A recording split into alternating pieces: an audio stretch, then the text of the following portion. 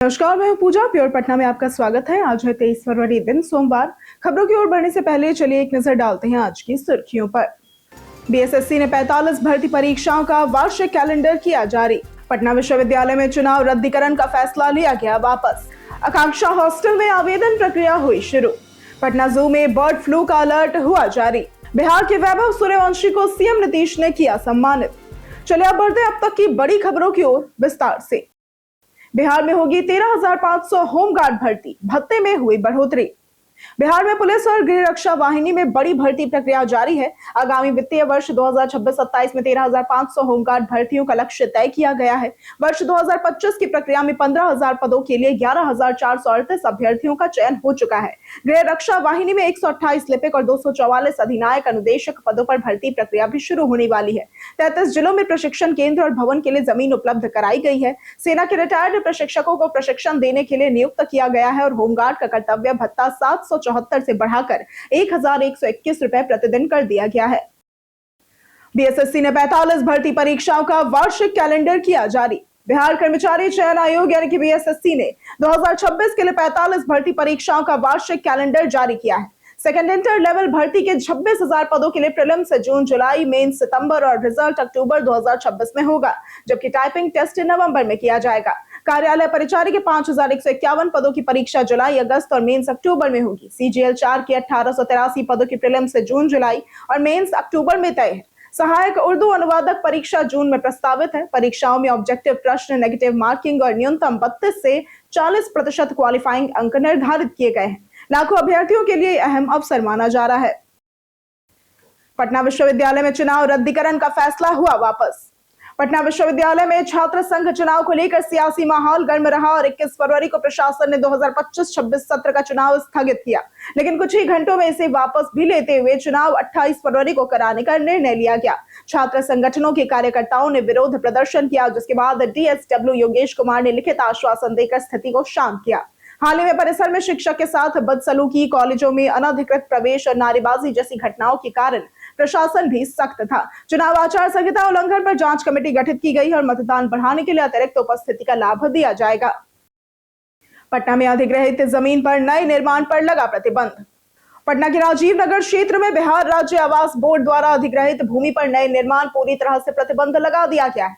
जिला प्रशासन ने सख्त आदेश जारी कर कहा है कि आदेश का उल्लंघन करने वालों के खिलाफ कानूनी कार्रवाई की जाएगी। पटना के जिला अधिकारी ने थाना प्रभारी, अंचल अधिकारी, अनुमंडल पदाधिकारी और पुलिस अधिकारियों को निर्देश दिए हैं कि अधिग्रहित भूमि पर किसी भी निर्माण को तुरंत रोका जाए और आदेश का पालन सुनिश्चित किया जाए। प्रशासन और पुलिस अधिकारी आवास बोर्ड के साथ समन्वय कर अवैध निर्माण की रोकथाम में लगातार निगरानी रख रहे हैं। आकांक्षा हॉस्टल में आवेदन प्रक्रिया हुई शुरू। राजधानी पटना की कामकाजी महिलाओं के लिए आईएस कॉलोनी रुपसपुर स्थित आकांक्षा कामकाजी महिला छात्रावास में ऑनलाइन आवेदन अब शुरू हो चुका है। 50 बेड की क्षमता वाले इस छात्रावास का उद्घाटन समाज कल्याण विभाग के सचिव वंदना प्रेयसी ने किया और आवास निःशुल्क है, जबकि भोजन के लिए मात्र 3,000 रुपए मासिक शुल्क देना होगा। आवंटन पहले आओ पहले पाओ के आधार पर होगा और काउंसलिंग के बाद ही चयन होगा। चयनित अभ्यर्थियों को 7 दिनों में शुल्क जमा और 30 दिनों में प्रवेश लेना होगा। आवेदन के लिए नौकरी प्रमाण, पहचान पत्र, नियुक्ति पत्र, वेतन पर्ची व अन्य दस्तावेज जरूरी है। अधिकतम आय सीमा 75,000 रुपए तय की गई है। पटना जू में बर्ड फ्लू का अलर्ट हुआ जारी। पटना के संजय गांधी जैविक उद्यान में बर्ड फ्लू के खतरे को देखते हुए प्रशासन पूरी तरह से सतर्क है।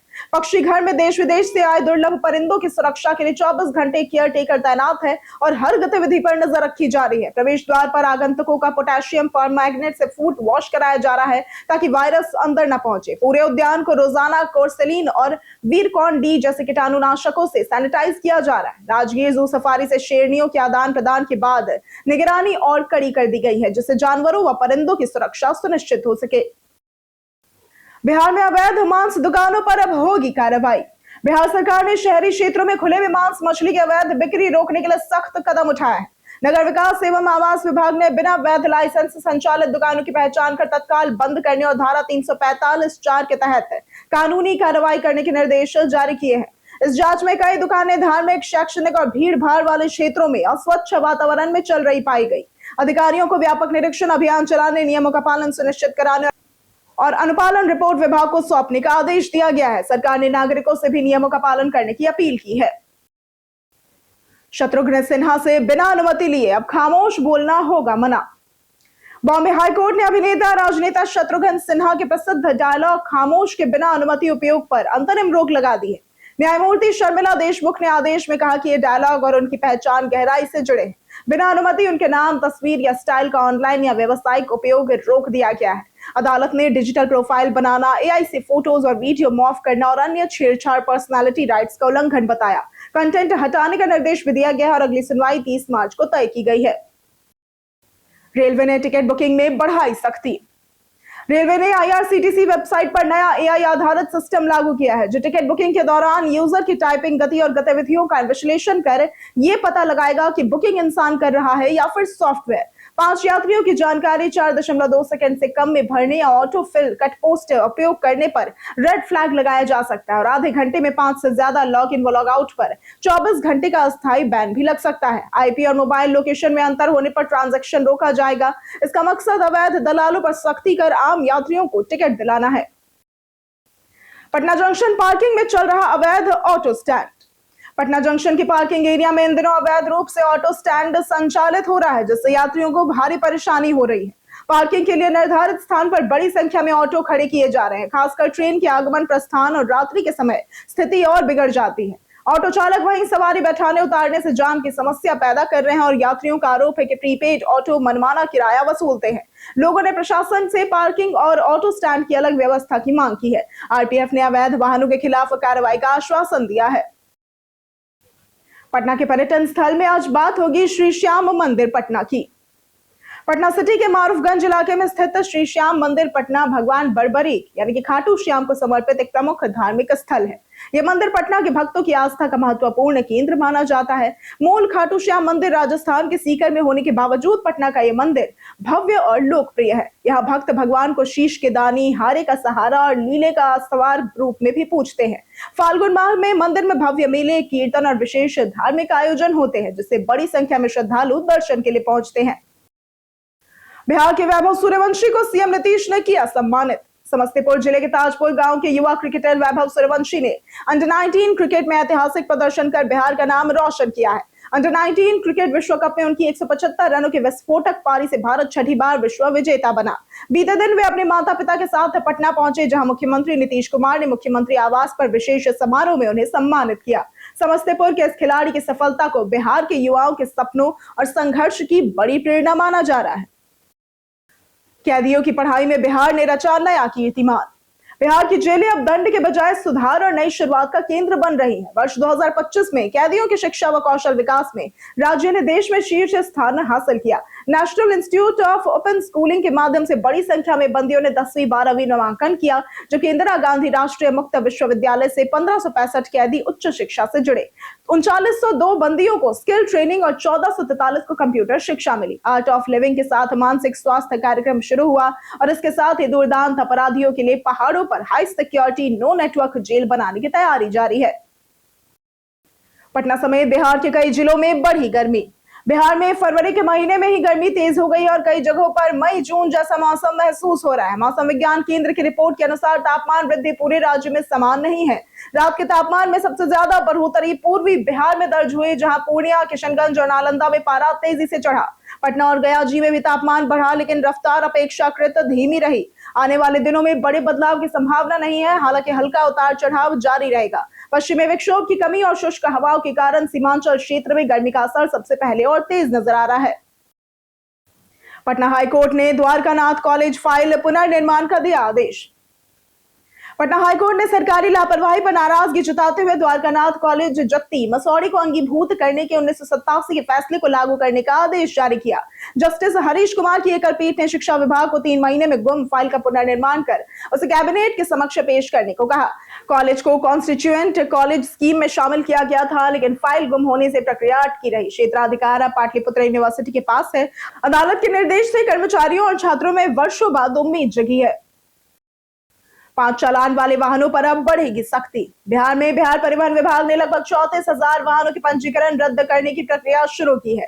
ये वे वाहन है जिन पर कम से कम 5 ट्रैफिक चालान लंबित है और मालिकों ने भुगतान नहीं किया है।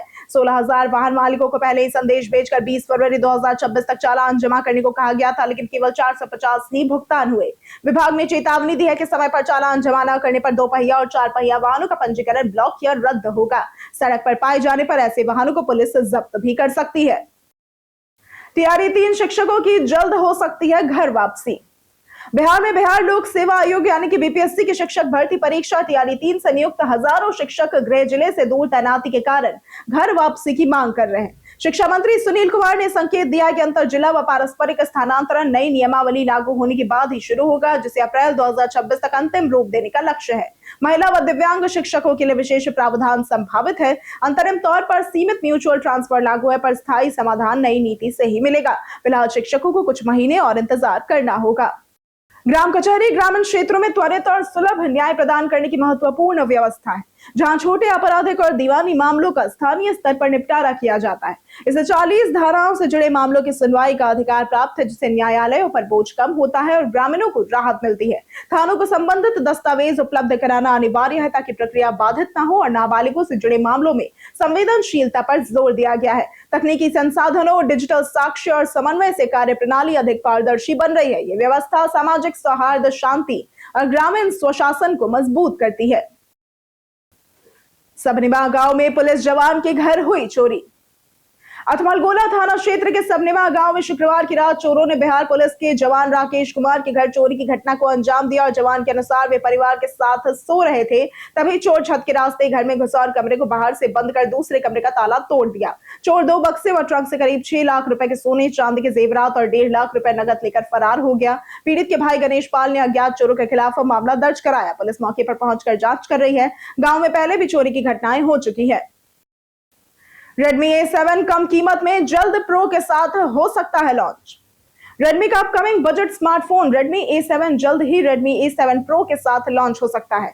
Redmi A7 को थाईलैंड की national broadcasting and telecommunications commission यानी कि NBTC से सर्टिफिकेशन भी मिला है, जिससे इसके लॉन्च के संकेत मिलते हैं। रिपोर्ट्स के अनुसार फोन के स्पेसिफिकेशंस पोको C81 Pro जैसे हो सकते हैं। इसमें 6.9 inch HD plus LCD display, 120Hz refresh rate, Unisoc T7250 chipset, 4 GB RAM, 128 GB storage और 6000 mAh बैटरी में मिल सकती है। ये 5G के बजाय 4G सपोर्ट करेगा और कम कीमत में पेश होने की उम्मीद है। पटना के फेमस पर्सनालिटी में आज बात होगी नेहा सरगम की।